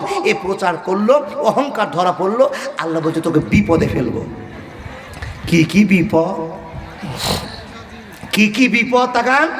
যারা চলে যাচ্ছেন দাদা বন্ধু, আপনাকে বলছি, ওয়াজ তো অনেক শুনেছেন, এটি আমি আমার মুখ থেকে নতুন বলছি মনে হচ্ছে এটা। দেখেন কি কি বিপদ। এ ফেরাউন, অহংকার করবি আর নিজে যেই কথা মুখ থেকে বের করেছি এটা সহ্য করার কথা নয়। রবের জামাতের টানামের যে সম্মানে হাত দিয়েছিস, তোকে ছাড়বো না, তোকে এমন বিপদে ফেলবো। কেমন বিপদ চালু হলো দেখে নেন। ও আল্লাহর বান্দা, আপনারা অনেকবার মসজিদে জুমাতে ওয়াজ শুনেছেন, আল্লাহ তাবারাক ওয়া তাআলা 5-5টা পরীক্ষা পাঠিয়ে দিলেন, 5-5টা ঘটনা পাঠিয়ে দিলেন। বন্ধু আমার, এই ঘটনাগুলো অনেক লম্বা, আপনাকে 3-4টা কথা আপনাকে বলে যায়, টাইম মোতাবেক কথা বলতে আরম্ভ করলাম। বন্ধুরে, ফেরাউনের লোককে সাজা দেওয়ার জন্য আল্লাহ একদল পঙ্গপাল পাঠিয়ে দিল। বললাম হুঁ করিয়েন, ঠিক বলছি। কি পাঠালো বাবা? পঙ্গপাল। জমিতে যেখানে বসেছে পঙ্গপাল দেখেছেন? আগের লোকগুলো বলতে পারবেন কিছু না? বললাম পঙ্গপাল আমরা দেখিনি বাবা, আমি দেখিনি, এখন আপনারা দেখেছেন কিনা জানি না। যে জমিতে বসেছে, জমির ধান পাট ফসল সব আমি দেখেছি, ওইটাই হলো কারেন্ট পোকা। কেন মনে করেন এটা হলো কারেন্ট পোকা? আল্লাহর বান্দা, কারেন্ট পোকাতে কত রকমের বিষ দিলেন, আর সে কারেন্ট পোকা আপনার বিষ খেয়ে দিয়ে একবার ধানের উপরে দাঁড়িয়ে আছে। তুই কত বিষ দিবি দিয়ে এখন দেখছি আমি। এটা গজব এসছিল বাবা। বিঘাকে বিঘা ধান শেষ হয়েছিল, আমাদের ডুবার মানুষকে আল্লাহ বাঁচিয়েছিল, সবার ক্ষতি হয়নি। কিন্তু 100 বিঘা ধ্বংস হয়েছে কারেন্ট পোকাতে। পশ্চিমার খবর আপনাদের কাছে আছে। আল্লাহর বান্দা, পঙ্গপাল দিয়ে এদেরকে শেষ করে দিল। একটা ভয় আসলো কি না? একটা ভয় দেখালো, মানুষগুলো ঠিক হয়ে যাবে মনে হয়। না না না, ঠিক হলো না। বুঝতে পারলো না এটা একটা গজব এসেছে, বুঝতে পারলো না। আল্লাহ তাবারাক ওয়া তাআলা বলছেন, এর চাইতে আর একটু বাড়তি একটা ঘটনা ঘটিয়ে দিব, একটা বিপদ দিব, যেন মানুষগুলো আবার রবকে চিনে নেয়, আল্লাহকে ভয় করে নেয়। এবার কি আসলো বাবা? উকুন। কি গো? আচ্ছা বলুন, আপনার স্ত্রীর মাথাতে যদি 7-8টা আপনি উকুন দেখে, তো স্ত্রী যদি কিছু রান্না করে তো ভাই দূরে সর, তোর উকুনের অত্যাচারে তোকে গোড়াতেও নিব না, তোর ভাত রান্না করো খাবো না, বলে কি না বাবা?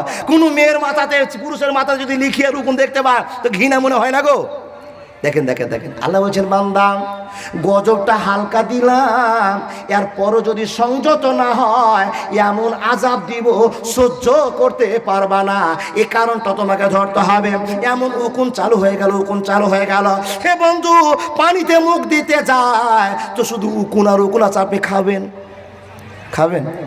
বিস্কুট 5 টাকাতে দোকানে কিনেছে, মুখে ভরতে যাবে, উকুন তো দেখে বাবা মনটা খারাপ। বিস্কিট মুখে ঢুকবে কিন্তু 6 মণ উকুন মুখে ঢুকতে চাবাতে পারবেন?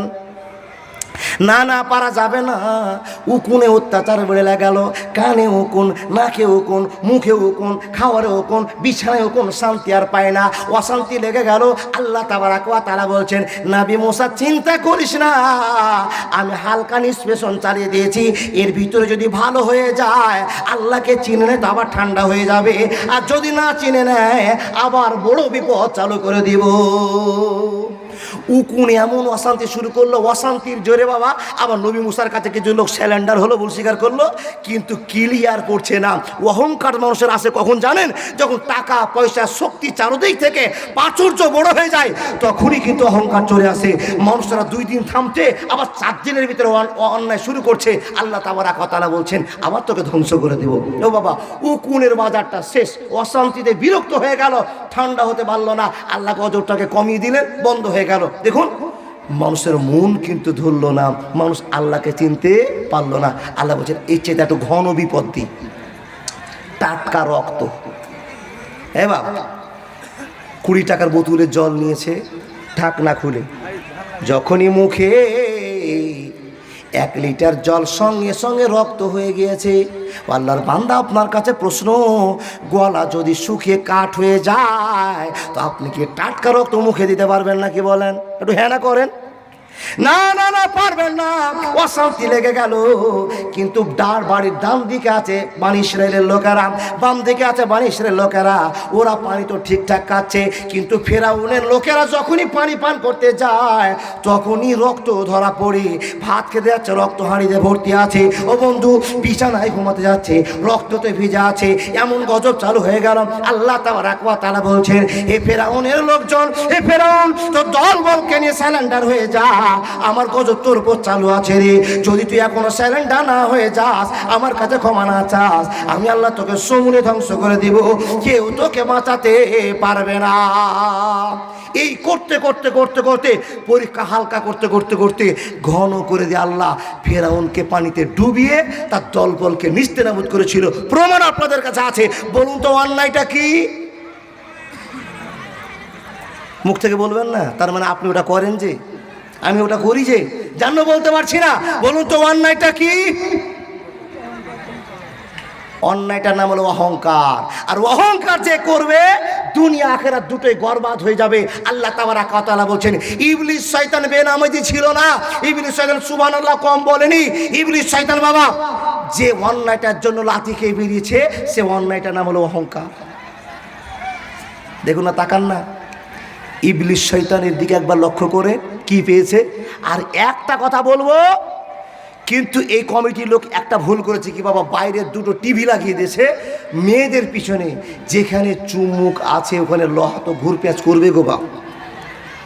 ব্রিটিশের জায়গা না হলে রাস্তায় বসাবার জন্য টিভি লাগিয়েছেন, পর্দা করেছেন, আর যুবকরা তো সুযোগ মিলিয়ে দিয়েছে, সুযোগ মিলে গেছে বাবা। ওখানে দাঁড়িয়ে গেছে, হঠাতে পারা যায় না, একটু দিয়ে ভাষা না বললে হয় না, হঠাতে পারা যায় না, কেউ সরে না। এই চিৎকারটা শুনছেন না, ওখানে যুবকেরা আড্ডা দিচ্ছে। জি, আর ঘেরা আগা যায় মাওলানা। জি জি জি জি, যেটি পেটি ছেলে বেশি আছে ঘুরিয়ে পাঠিয়ে দাও। জি, জায়গা অনেকটা আছে কমিটির লোক, যদি আপনারা পারেন তো এই সামনে জালটাকে একটু আগে নিয়ে আসেন, পুরুষগুলোকে চেপে দেন। হ্যাঁ হ্যাঁ হ্যাঁ ভাই, তো ও বাবাজি যারা পিছনে আছেন চলে যায় না, দিওয়ানের লোকের উপর রাগ খুব উঠিয়ে দিলে আর ঘুরবে না, জিলাপি দোকানে চলে যাবে। এই যে দেখো সবাই পশ্চিম দিকে মুখ করছে, যাবে না কেউ। জি ও দাদা বন্ধুরা, পিছনের লোকগুলোকে বলছি, আল্লাহু আকবার, চলে যান না দাদাদেরকে বলছি, একটু আগে চলে আসুন। মাশাআল্লাহ মাশাআল্লাহ, জাযাকাল্লাহ। কেউ চলে যাবেন না, নড়ানড়ি করা খুব বিপদ মাওলানা, নড়ানড়ি করলেই বিপদ, কিন্তু না যাবেন ইনশাআল্লাহ। আর জিলাপির দোকানদারকে বলবো, এখন যারা জিলাপি কিনে যাবে ওদেরকে 150 টাকা কিনে নিয়ে তো, তাইলে ঘুরে আসবে। জি, আর সস্তা জিলাপি লাগলে একটা ঘুরবে না। ও দাদা বন্ধুরা যেও না। জি, তাকান তাকান তাকান তাকান। তাহলে ফেরাউনকে ডুবিয়ে সমূলে আল্লাহ ধ্বংস করলেন। এবার আর একটা পালা আসে বাবা। দেখেন, আপনি আমি চিন্তা করছি মাওলানা, আদ জাতি যে অহংকারটা করেছে আমরা করিনি, সামুদ জাতি যে অহংকারটা করেছে আমরা করিনি। দেখুন ফেরাউন যে অহংকারটা করেছে আমরা করিনি, এই কথা বলতে পারবে না। অহংকারই একই। বিন্দু পরিমাণ যদি কারো ভিতরে রিয়া ফখর থাকে, একটাই সাজা। এবার যতটি মানুষ বসে আছেন, একটা লোক হাত দেখে বলুন তো মাওলানা আমি কোনোদিন কোনো অহংকার করিনি, এ কথা আপনার মুখ থেকে শুনি না গো বাবা, বলতে পারবেন না। তার কারণ এটা বুঝতেই পারবেন না কোন দিন কিভাবে কখন আপনার অহংকার হয়েছে। অহংকার 5 প্রকার লোকেরা করে। যার টাকা বেশি ওর অহংকার বেশি, যার শক্তি বেশি অহংকার বেশি, যে সুন্দর বেশি অহংকার বেশি, যার লাঠি বেশি অহংকার বেশি। তো ওই লোকটা কোন দিন কিভাবে অহংকার করছে তো বুঝতে পারি যে আমার অহংকার হয়েছে। কিন্তু আল্লাহ ক্যালকুলেশন করে দেখছে তোর টাকা বেশি তাই তুই মানুষকে ছোট করে কথা বলিস। কেউ শক্তি বেশি তাই ওই আওয়াজ করে কথা বলে যে আমার শক্তি বেশি, তোকে মারামারি করে পারবো তাই ওকে কষ্ট দিয়েছে। ও বাবা, যে দেখতে সুন্দর বেশি ওকে দেখবেন সুন্দর জামা প্যান্ট পরার পরে ডান দিক বাম দিকে তাকাচ্ছে আর ঘেঁটুর নিচে লুঙ্গি পায়জামা ঝুলিয়ে দিয়ে পাছাটাকে দুলিয়ে দুলিয়ে হাঁটছে, ওর অহংকার বেশি। দেখুন আল্লাহ তাবারাকা ওয়া তাআলা বলছেন এই অন্যায়গুলো করেছিল আদ জাতি সামুদ জাতি ফিরআউনের দল, তাই তাদেরকে সমূলে ধ্বংস করেছি। আযাবগুলো কি আপনাদের কাছে এক এক করে বললাম, এই আযাব এইগুলো ঘটনা করে তাদেরকে শেষ করেছে। এখন আমরা বর্তমানে মানুষেরা আযাব পাওয়ার একটা আশঙ্কাতে আছে। কি গো বাবা, দেখেন না আল্লাহ তাবারাকা ওয়া তাআলা বলছেন হে মানুষের দল, ও তোমরাও যদি অহংকার করো, ওয়ামা মালাকাত আইমানুকুম, অহংকার তোমাদের দ্বারা শোভনীয় নয়। ওয়ামা মালাকাত আইমানুকুম ইন্নাল্লাহা লা ইউহিব্বু মান কানা মুখতালান ফাখুরা, তোমরাও যদি অহংকার করে না আমি আল্লাহ হালকা পরীক্ষা দিয়ে তোমাদের ব্যবহারটা ঠিক করব। তারপরও যদি ঠিক না হয় তোমাদেরকে পশ্চিম বাংলা থেকে ডিটেনশন ক্যাম্পে হাজির করে ছাড়বো। জি দেখেন দেখেন দেখেন দেখেন, এটা হালকা আমাদের কাছে আল্লাহ একটা ঝোঁক দিয়েছেন, সেটা হলো এসআইয়ের নাম বাদ। মনে করে নেন গজব, ও আল্লাহর বান্দারা মনে করে নেন গজব।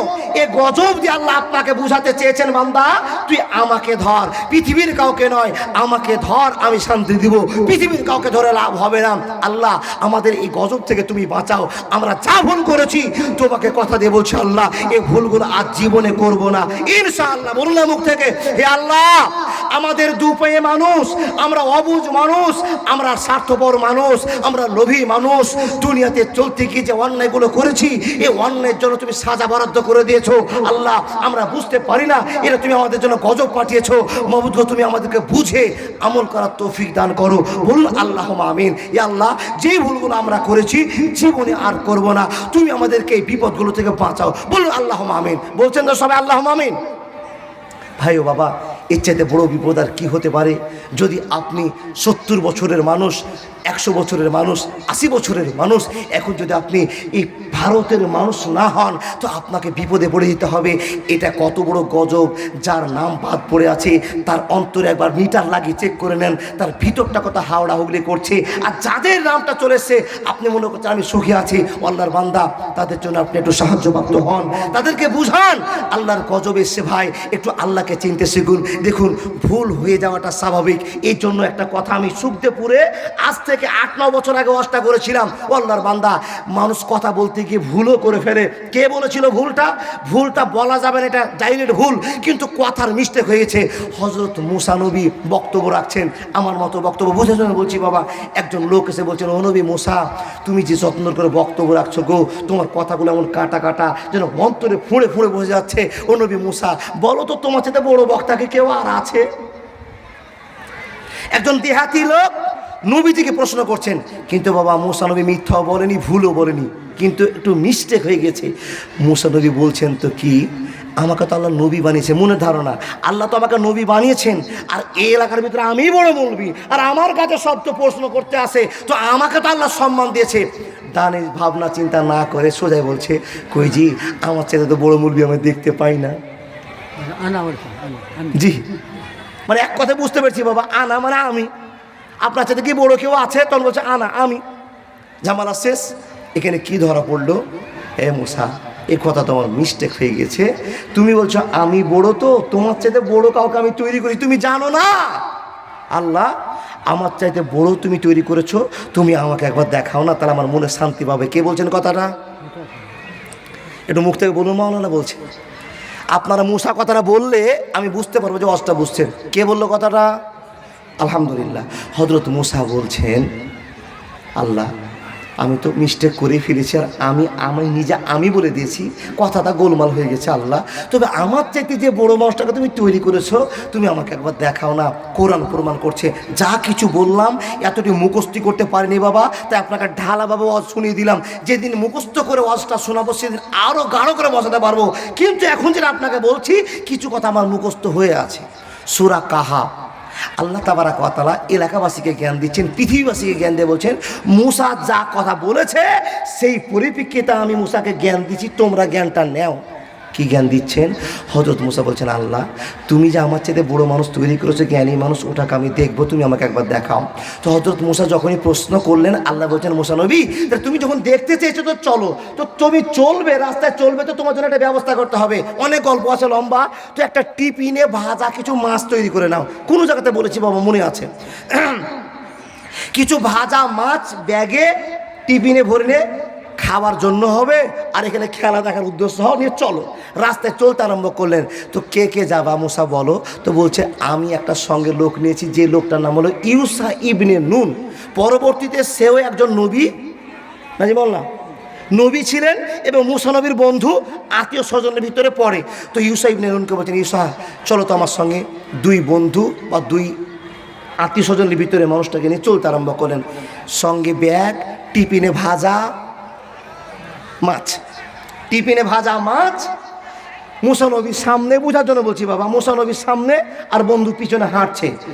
রাস্তার ধার দিয়ে চলে যায়। কি খুঁজবো? আল্লাহ আমাকে বলেছে চলতে চলতে চলতে তেমনই জায়গাতে, যে জায়গাতে তোমার মাছটা নিখোঁজ হয়ে যাবে, এবং তেমনই জায়গা হবে, চৌমোহনা জায়গা হবে, সেখানে সে আল্লাহর বান্দার সঙ্গে তোমার সাক্ষাৎ হবে। শুধু এই গল্পটা জানা। মূসা নবী এবার আল্লাহর বান্দাকে খোঁজার জন্য, আল্লাহর ভালোবাসা পাওয়ার জন্য চলতে আরম্ভ করলেন। বন্ধুরে আমার, রাস্তা দিয়ে চলতে চলতে চলতে চলতে চলে যায় চলে যায় চলে যায় চলে যায় চলে যায় চলে যায় চলতে চলতে চলতে চলতে শরীর দুর্বল হয়ে গেল, পা ক্লান্ত হয়ে গেল। প্রমাণ পাওয়া যায় একদিন এক রাত হাঁটার পরে দুর্বল শরীর নিয়ে একটা পাহাড়ের গায়ে আরাম নিতে আরম্ভ করলেন। একটা পাহাড়ের গায়ে, নদীর ধারে, সমুদ্রের ধারে একটা বড় পাথর সুন্দর করে বসলেন, আরাম নিতে আরম্ভ করলেন, রেস্ট নিতে আরম্ভ করলেন। দুই বন্ধু দুই জায়গাতে বসে আছেন। যখন মানুষ বসে যায় তখন মন থেকে একটা ঢুলন চলে আসে, ক্লান্তি শরীর থাকলে হাঁটতে হাঁটতে ক্লান্ত শরীর নিয়ে যখনই বলা, তখন তারা দুইজনের ভিতরে একটা ঢুলন ভাব চলে এসেছে। ও বাবা, গলা ভেঙে যাচ্ছে, আপনাকে একটু কম কষ্ট করে আমি বুঝতে বলছি। দেখুন না, বসেছে যেমনি, ক্লান্ত শরীরে মানুষ যদি বসে রেস্ট নেয় তো এমনি ঘুম চলে আসে। যেমনই ঘুম ভেঙেছে, প্রমাণ বাবা অনেক রকমের অনেক মত আছে, সাইকুল হাদিস আছে, কিন্তু একটা যদি বেশি কথা বলে যে আল্লাহ যেন ক্ষমা করেন, সেটা কি? নদীর ধারে বসেছে আর পানি ঝাটকা, পানিতে পানিতে বাড়ি, ঢেউ চলছে। ঢেউ চলতে চলতে পানি ছিটা এসে যেই ব্যাগে মাছ আছে ওই ব্যাগে পড়েছে কিংবা গায়ে পড়ছে। এমন তো সমাতে ওই টিফিন থেকে মাছ জিন্দা হয়ে পানিতে লাফ দিয়ে চলে গেছে। যেই লোকের কাছে মাছ ছিল, লোকটার নাম মনে করেন, কি বললাম? মাশাআল্লাহ, জাযাকাল্লাহ। ওই লোকটার নাম হলো ইউসা ইবনে নুন। ওই লোকটা দেখছে আরে ব্যাগ লড়ছে রে, ভাজা টিফিন থেকে লড়ছে, কিন্তু ঘুম বাবা, ঘুমের জন্য যদি পকেট কেটেও নেয় জানা যায় না, তাই কিনা? অশান্তি একটা। তো এই মাছ যে বেরিয়ে চলে গেল, ইউসা নুন দেখছেন, কিন্তু ঘুমের তাড়নাতে আর বলতে পারেননি, ঘুমই ভুলে গেছে বাবা। আল্লাহ ভুলিয়েছেন খেলা, আল্লাহ দেখাচ্ছেন, একবারে কোরআনের গল্প। মূসা নবী বলছেন, ওই স্যার কত নিন পারবে, চলো। ব্যাগ হাতে ধরেছে, দুই বন্ধু আবার হাঁটতে আরম্ভ করেছে। হাঁটতে হাঁটতে গিয়ে বাবা আরো কিছু দূর সামনে গেছে, আবার কেউ প্রমাণ করে বলছেন আরো একদিন এক রাত হেঁটেছে। হাঁটার পরে মূসা নবী বলছে, হাজি কিছু খাওয়ার আছে দাও না জি, ব্যাগে কি আছে বের করো তো। যখনই ব্যাগের কথা বলেছে তখন এই লোকটা বলছে মানে কি? মানে মাছ হারিয়ে গেছে। কি হয়েছে?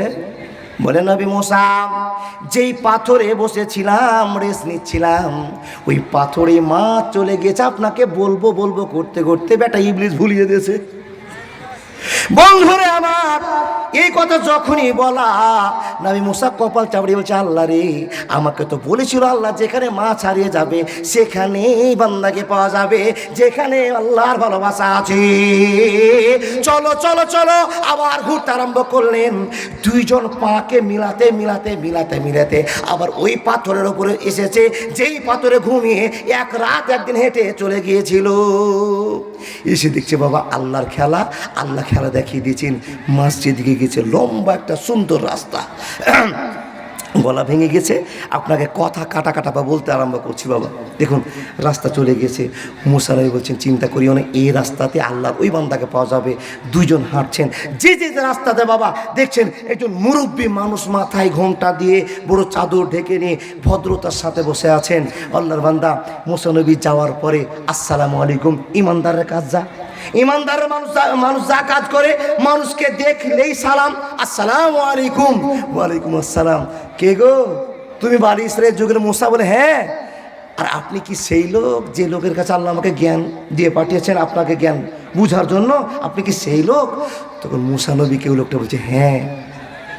দেখেন দেখেন দেখেন, কোরআন বলছেন, কলা ইন্না কালান তাস্তাতি মইয়া সবরা।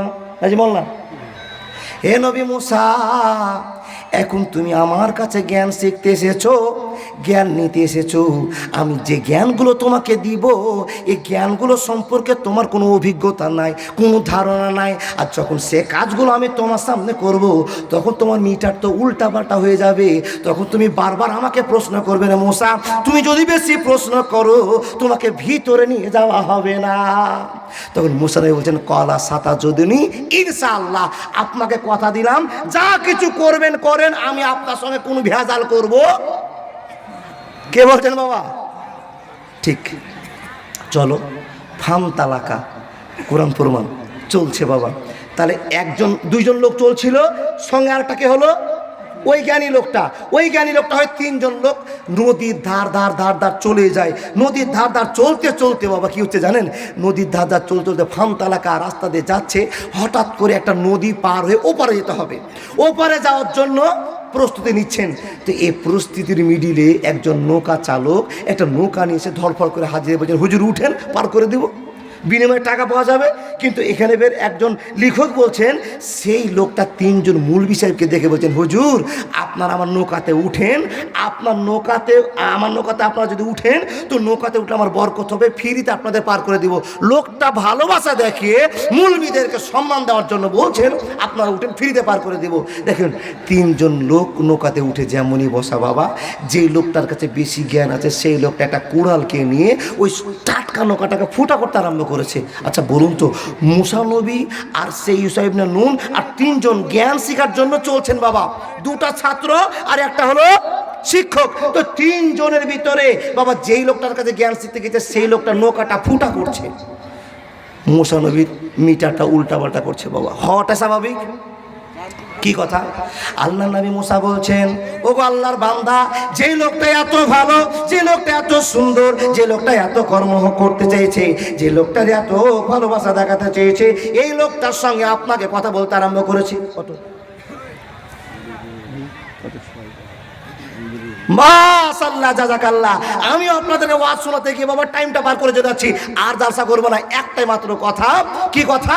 এই লোকটা যখন পার করে দেওয়ার জন্য সিদ্ধান্ত করলো, নৌকাতে উঠেই একবারে কুড়োল নিয়ে নৌকাটা ফুটা করতে আরম্ভ করেছে। যখন ফুটা করতে আরম্ভ করেছে, মুসা নবী বলছেন, আল্লাহর বান্দা, এত সুন্দর নৌকা আর এত সুন্দর লোক, আর এই লোকটা আমাদেরকে ফ্রিতে পার করছে, আর আপনি নৌকাটা ফুটা করছেন, কারণটা কি? ওই যে লোকটার কাছে জ্ঞান আছে সেই লোকটা বলছে, মুসা নবী তোমাকে তো আমি আগেই বলেছিলাম যে তুমি আমার কাছে বেশি জ্ঞান নিতে পারবে না, তার কারণ একটাই যে তোমার টেম্পারটা আলাদা। তোমাকে আমি বলেছিলাম তুমি যেটা জানো না আমি জানি, এখন যদি তুমি বেশি প্রশ্ন করো তো তোমাকে আর ভিতরে নিয়ে যাবো না। তখন মুসা নবী আবার নিজের রাগকে মাটি করে বলছেন, হুজুর আপনার সঙ্গে আমার কোনো ভেজাল করবো না, আবার নিয়ে চলেন আমাকে। তিনজন মিলে আবার হাঁটতে শুরু করলেন।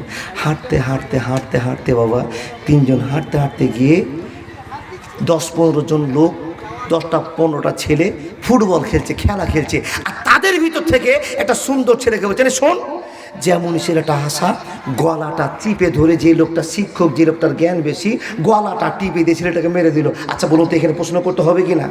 হযরত মুসা বলছেন, আল্লাহর বান্দা, আমরা আজকে গোলাম, আপনি শিক্ষক, আমরা আজকে আপনার শিক্ষার্থী হিসাবে এসেছি, কিন্তু এত বড় অন্যায় তো মানা যাবে না। এত সুন্দর ছেলেটাকে আপনি মারলেন কেন, কাতাল করলেন কেন, মার্ডার করলেন কেন? ওই লোকটা বলছে, মুসা রে, আবার যদি প্রশ্ন করো তো ভিতরে আর নিয়ে যাব না। মুসা নবীর টেম্পারটা আবার কমিয়ে দিয়ে এবার জিরোতে বলছে, হুজুর নিয়ে চলেন, চলো। রাস্তায় যাচ্ছে বাবা, 3 বারের বেলাতে পেঁচি বড়াতে ঢুকেছে। পেঁচি বড়াতে ঢুকে বাবা, এই পেঁচি পড়া শেষ বাড়িটার মাথাতে একটা দেওয়াল উল্টে পড়ছে। এই দেওয়ালে উল্টে পড়ার একটা কারণ মাঝখানে দাঁড়িয়ে গেছে। পেঁচি পড়াতে 3 জন লোক ঢোকার পরে গ্রামবাসী থেকে বলছে, ও লোকেরা, আমরা দূরের মেহমান গো, তোমরা আমাদের একটু আপ্যায়ন করো, আদর যত্ন করো। আপ্যায়ন করলে আল্লাহর কাছে নেকি পাবে। অনেক কিছু ওয়াজ শুনেছে বাবা, কেউ একটা আপ্যায়ন করলো না, আদর করলো না। হযরত মুসার কিন্তু মনে মনে রাখ, এই গ্রামের লোকেরা এত বদমাস মানুষ যে মৌলভী সাহেব দেখে, ভালো মানুষ দেখেও তারা খরচা করতে চাইলো না। আল্লাহর বান্দারা শুনে যান, এ করতে করতে সময়টা পার হয়ে গেল। হে মানুষের দল, এবার আল্লাহর বান্দা 3 জন হাঁটতে হাঁটতে গিয়ে ওই শেষ বাড়িতে যখন উঠেছে, এই গ্রামের লোকেরা খাওয়া দিল না। শেষবারের সময়তে যখন তাদের ওয়ালটা ভেঙে পড়ে যাচ্ছে, দেওয়ালটা ভেঙে পড়ে যাচ্ছে, এমন তো সময়তে যে লোকটা সামনে আছে, সেই লোকটা হাতের ইশারা দিয়ে দেওয়ালকে যখন ইশারা করেছে, সঙ্গে সঙ্গে ওই পড়ে যাওয়া দেওয়ালটা যেন আবার দাঁড়িয়ে গেল, স্টেজ দাঁড়িয়ে থেকে গেল। হযরত মুসা প্রশ্ন করে বসলেন, ওগো আল্লাহর বান্দা, এবার আপনাকে প্রশ্ন করতেই হবে। কি প্রশ্ন? বলে, যে গ্রামের লোকেরা আমাদেরকে খাবার দিল না, আর সেই গ্রামের লোকের দেওয়াল উল্টে পড়ছে, তো এই লোকগুলোকে আপনি কেন সাহায্য করলেন? হযরত মুসার এই কথা শুনে শিক্ষকের বড় মনে রাগ হয়ে গেল। কি রাগ হলো জানেন বাবা? মনে মনে আবেগ হয়ে গেল, এ মুসা, হাজা ফেরাকো বাইনি ওয়া বাইনেকা, হাজা ফেরাকো বাইনি ওয়া বাইনেকা। তুমি যে কথাগুলো বলছো, তোমাকে আমি আগে বলেছিলাম তুমি বেশি জ্ঞান নিতে পারবে না। তো তুমি যেই হটকারিতা শুরু করেছো, তোমার কাছ থেকে আমি আর জ্ঞান তোমাকে দিতেও পারবো না, আর তোমাকে আমি নিয়ে যেতেও পারবো না। তুমি আলাদা হয়ে যাও, আমি আলাদা হয়ে যাব। হযরত মুসা বলছেন, অত সস্তা নয়, আপনার জন্য একদিনে 1 রাত হেঁটেছি, আর একদিনে 1 রাত ঘুরে এসেছি, কিন্তু আপনি যে 3টা ঘটনা ঘটালেন, এই ঘটনার কারণ কি জানাতে হবে নিশ্চয় কথা। এই ঘটনা 3টে যে ঘটলো, তো কি জন্য ঘটলো আপনি জানান। ও বাবজান, এই 3টে ঘটনা শুনবেন না?